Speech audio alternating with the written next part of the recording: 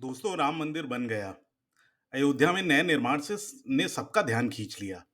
ये एक गर्व का क्षण था, जिससे पूरे देश ने उत्साह के साथ मनाया।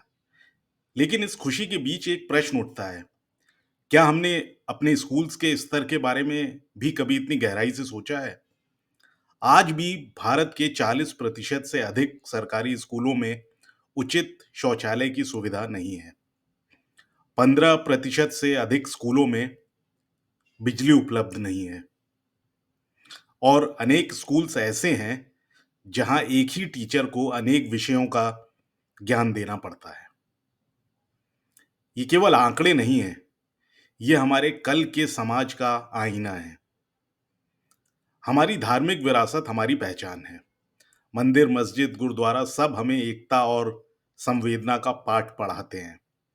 लेकिन सही अर्थ में विकास तब होता है जब हमारा अगला युग भी ज्ञान मार्ग पर चले। जब स्कूल्स में पंखा तक नहीं है, लाइब्रेरी नहीं है और ट्रेन्ड टीचर्स नहीं है, तो हम ज्ञान मार्ग, ज्ञानमय भारत या प्रगतिशील राष्ट्र का सपना कैसे देखें? तमिलनाडु और केरला जैसे राज्यों ने दिखाया है कि जब शिक्षा सबके लिए सस्ती और सुलभ होती है, तभी विकास सच होता है।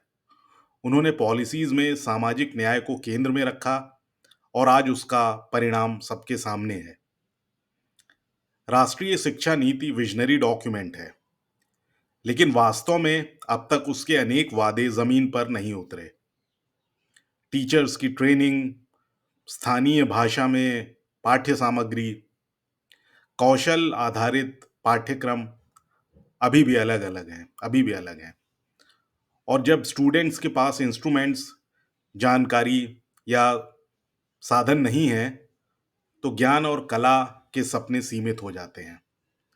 हमारी प्रायोरिटीज अभी भी स्कूल्स में संरचना, सुलभता और गुणवत्तापूर्ण ज्ञान देने में होनी चाहिए। राष्ट्र को एक साथ आगे ले जाने के लिए मंदिर से ज्यादा स्कूल्स का विकास आवश्यक है। एक आध्यात्मिक उन्नति का प्रतीक है, तो दूसरी ओर सामाजिक सक्षमता का स्तंभ। आपकी मत, आपकी विचारधारा और आपकी प्राथमिकताएं देश की दिशा तय करती है। आइए शिक्षा को भी उतना ही महत्वपूर्ण जगह दें जितना किसी अन्य विषय को देते हैं।